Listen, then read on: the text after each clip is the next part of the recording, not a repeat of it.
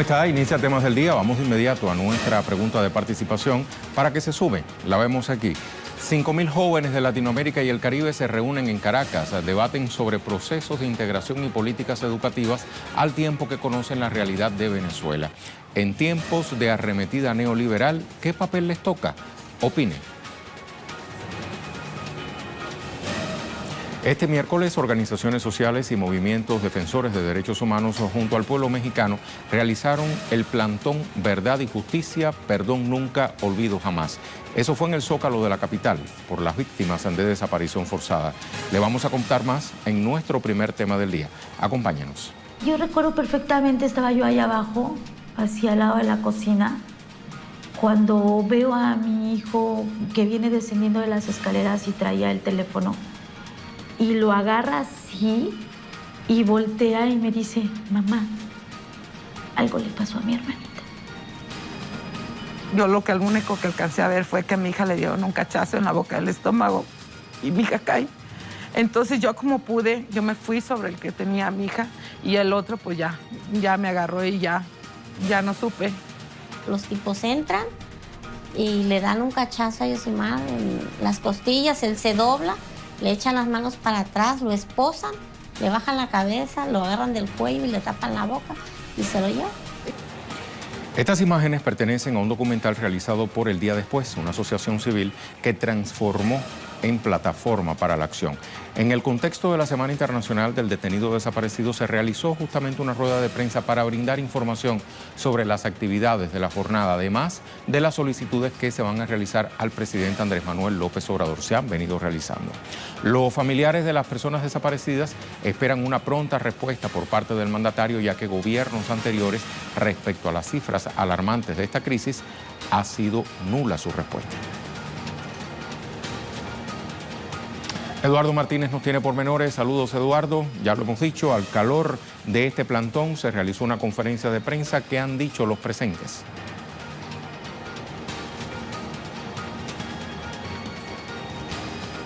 ¿Qué tal, Rey? Un gusto saludarte, un gusto saludar al auditorio de Temas del Día. Este plantón permanecerá durante esta semana hasta el día 30 de mayo, cuando culminen las actividades por la Semana del Detenido Desaparecido en México. Recordemos que esta es una conmemoración global que pretende poner en evidencia y visibilizar este tema que en muchos casos ha sido olvidado en las agendas informativas. Sin embargo, nosotros hemos dado seguimiento a un caso como el que ha tenido lugar en México, porque recordemos que en este país, como tú ya lo decías, las cifras son alarmantes y alcanzan hasta 40,000 las personas que están desaparecidas. De ese número no se conoce bien a bien cuáles son detenidos, desaparecidos por cuestión forzada o desaparecidos por particulares y que sean consecuencia de una acción criminal o de alguna banda delincuencial. Sin embargo, pues todos van en el mismo costal, por decirlo de alguna manera, y todos estos casos están a la espera de ser esclarecidos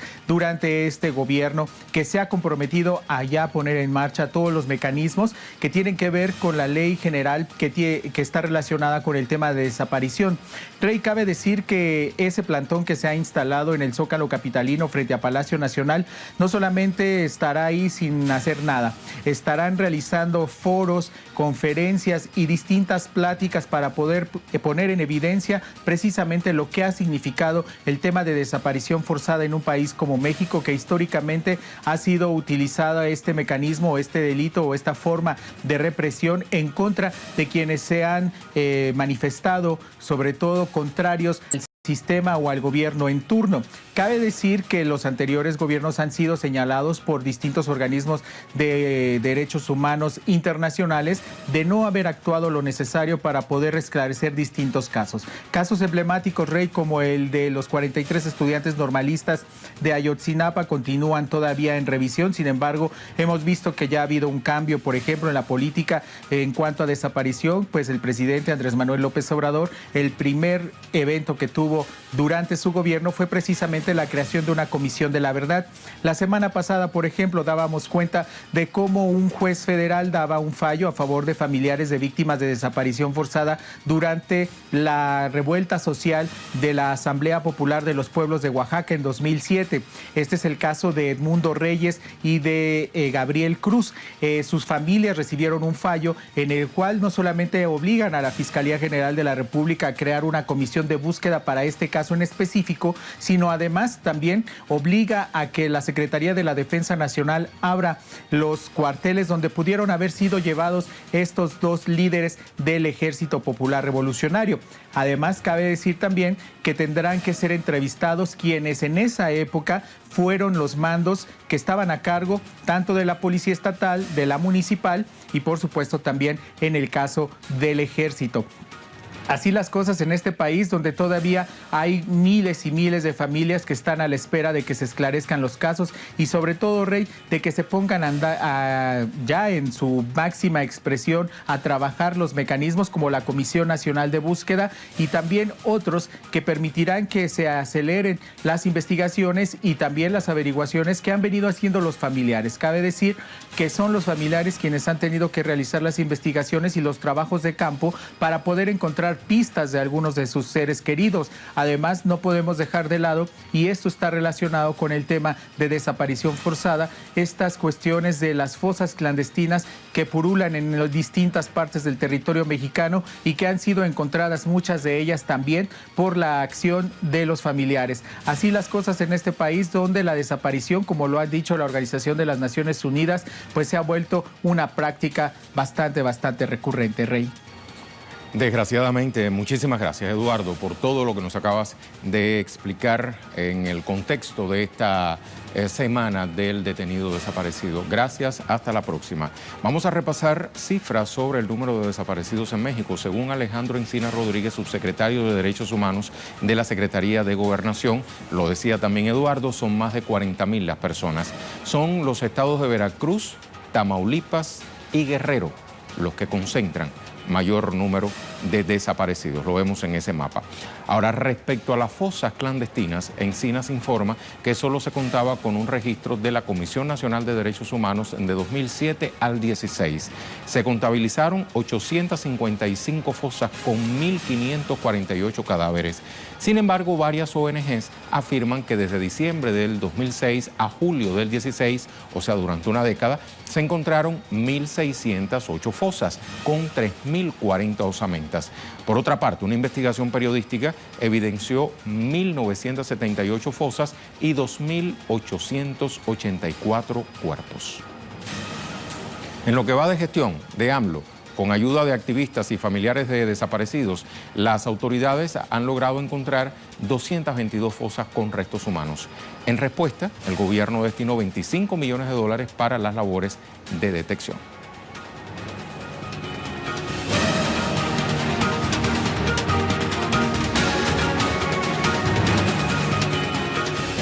Repasamos nuestra pregunta del día. 5,000 jóvenes de Latinoamérica y el Caribe se reúnen en Caracas, debaten sobre procesos de integración y políticas educativas al tiempo que conocen la realidad de Venezuela. En tiempos de arremetida neoliberal, ¿qué papel les toca? Opine. Nuestra imagen del día nos lleva hoy a Indonesia. Al menos 6 personas murieron, 200 resultaron heridas en las protestas surgidas en Yakarta, la capital, durante los comicios que confirmaron la reelección del presidente Joko Widodo. Tras el resultado de su rival, Prabowo Subianto, se negó a aceptar este hecho del escrutinio y denunció entonces un fraude electoral. Con estas imágenes, vamos a pausa.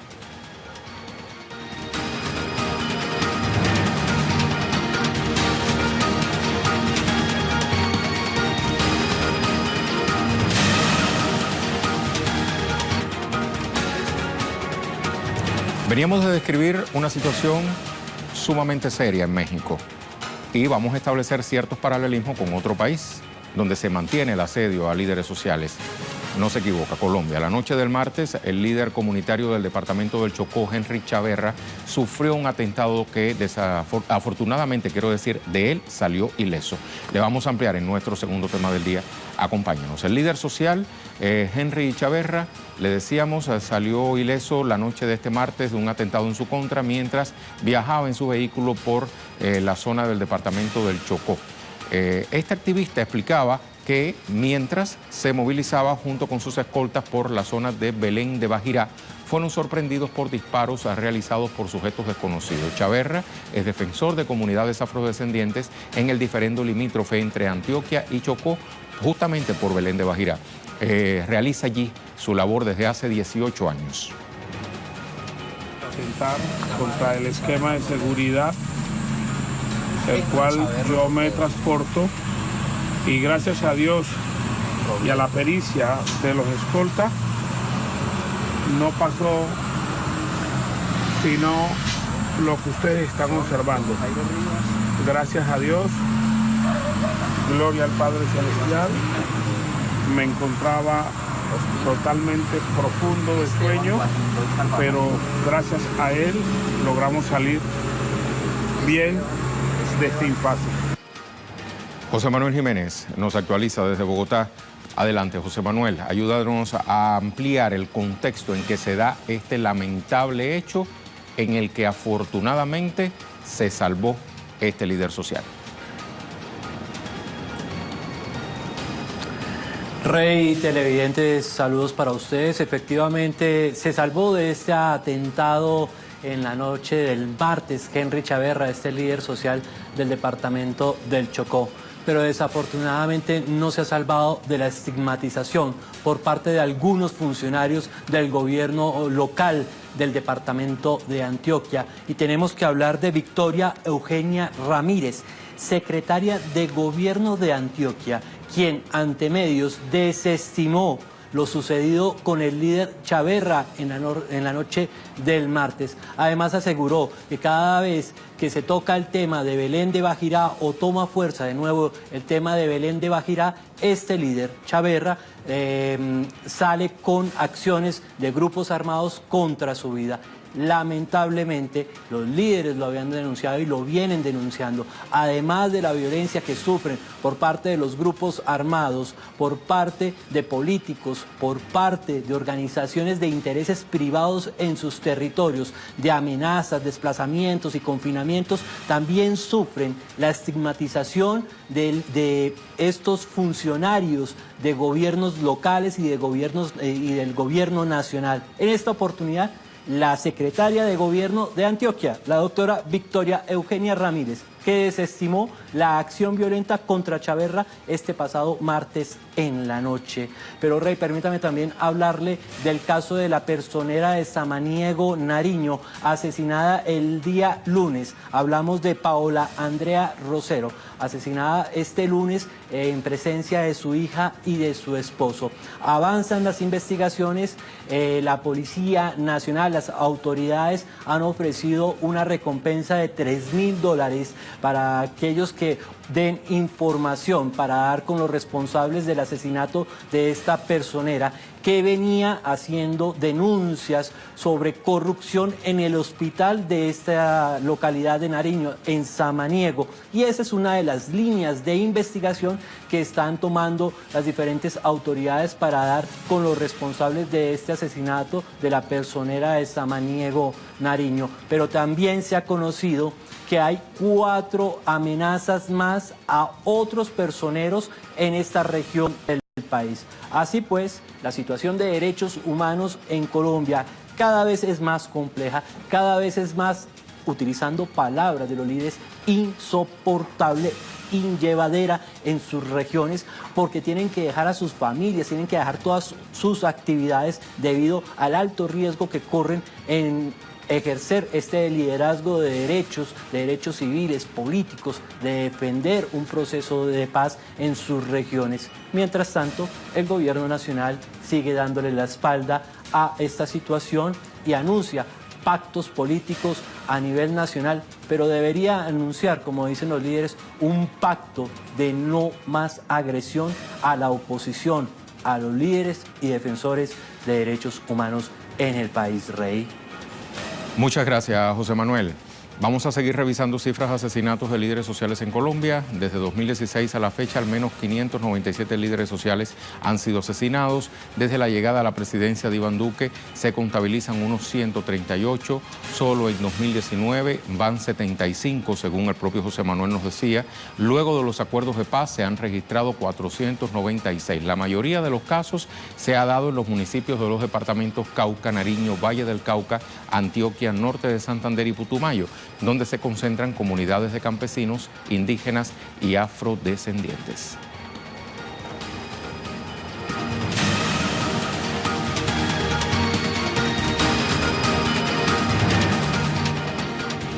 Le hablamos ahora de otros temas que también son noticias este miércoles, por eso consultamos la cuenta Twitter de nuestros corresponsales. Es aprobada la Ley Verdad en la comisión y pasa al piso del Senado, nos dice desde Estados Unidos Alina Duarte. Rechazan la solicitud del senador Cruz de que se agregase al texto que Estados Unidos respondería a una agresión hacia sus ciudadanos para que Maduro lo tuviera claro. Fíjense hasta qué punto llega este tema de Venezuela en Estados Unidos. Cristian Salas, la Federación de Jubilados del Ecuador anunció que iniciarán una huelga de hambre dado el no pago de jubilaciones, cifra que alcanza 350 millones que adeuda al gobierno y afecta a miles de jubilados. Tenemos ahí el tweet de Cristian, avanzamos. Mateo Grille, los trabajadores uruguayos realizaron un paro general parcial en respaldo a la lucha del sindicato del gas contra los planes de reestructura de Petrobras. Vamos a escuchar. Esta mañana se llevó adelante un paro general parcial convocado por la Central de Trabajadores del Uruguay, el PIT-CNT, en respaldo a la lucha que llevan adelante los trabajadores del sindicato del gas contra la empresa brasileña Petrobras, que pretende hacer una reestructura sin negociar con los trabajadores los términos de la misma. El paro general parcial se llevó adelante durante toda la mañana, además se realizó una movilización por el centro de Montevideo, una movilización que contó con el apoyo de miles de trabajadores que finalmente fueron hasta la sede de la Presidencia de la República para entregarle al presidente Tabaré Vázquez una carta con las demandas de los trabajadores del sindicato del gas y además con el pedido expreso del PIT-CNT de que intervenga el Poder Ejecutivo para tratar de negociar con la empresa brasileña y que no se siga recrudeciendo el conflicto. Además, los trabajadores plantearon otros conflictos que están llevándose adelante en Montevideo para que el Poder Ejecutivo tome cuenta o tome nota de ellos y también intente intervenir en ellos para tratar de solucionarlo. Y advirtieron que este año, que es un año muy particular en el Uruguay, es un año electoral, estarán en juego por lo menos dos visiones claras de país, una representada por los intereses populares y una por la derecha, que buscará cortar las conquistas alcanzadas en los últimos años, o así fue manifestado por los delegados de la Central de Trabajadores. Si este conflicto que les comentaba al principio con el sindicato del gas no se soluciona en breve, el PIT-CNT llamará a un paro general de 24 horas de todos los trabajadores del país y a nivel nacional, buscando presionar a la empresa para negociar los términos de esta reestructura. Y los trabajadores del gas ya anunciaron que a partir del lunes próximo, el lunes 27 de mayo, se comenzará la huelga general de todos los trabajadores del sector si es que no se registra ningún tipo de avance. Muchas gracias a Mateo. Y aquí tenemos a Pablo Navarrete desde Londres. Reino Unido, la primera ministra Theresa May obtuvo este miércoles un absoluto rechazo de todos los partidos a su propuesta de Brexit en la Cámara de los Comunes y piden su inmediata renuncia. Por eso queda con la boca abierta Theresa May en esa fotografía. Gracias a nuestros corresponsales.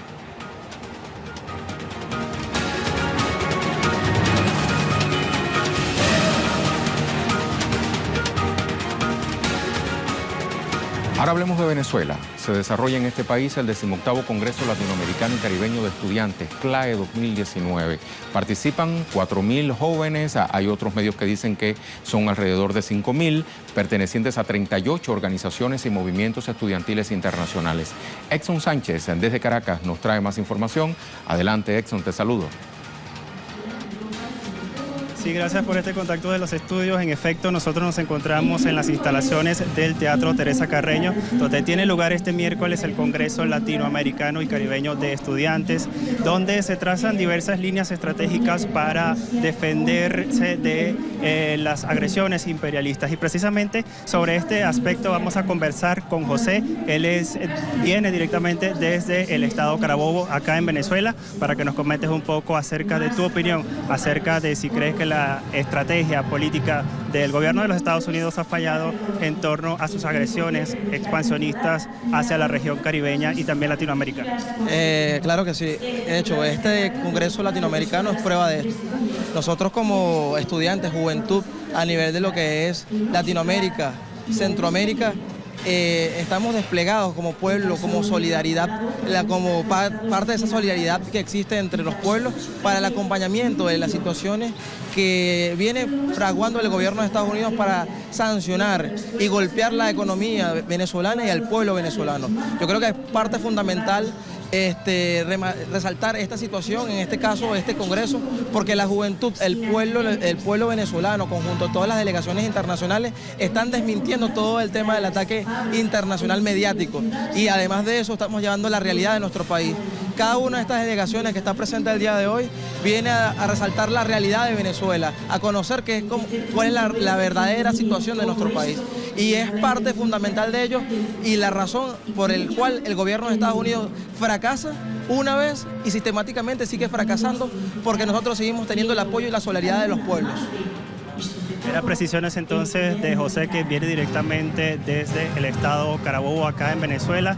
Es importante recordar que este evento reúne a más de 4.000 delegados de Latinoamérica y también del Caribe que están presentes hoy en la capital de Venezuela, que abrió sus puertas precisamente para este Congreso Latinoamericano y Caribeño del Caribe. Es parte de la información que manejamos desde acá del Teatro Teresa Carreño. Estamos de nuevo con ustedes en los estudios. Muchas gracias, Exxon. Vamos a repasar nuestra pregunta del día. Mucho tiene que ver con el tema en desarrollo.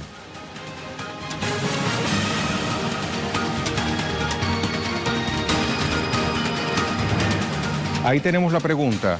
5.000 jóvenes de Latinoamérica y el Caribe se reúnen en Caracas, debaten sobre procesos de integración y políticas educativas al tiempo que conocen la realidad de Venezuela.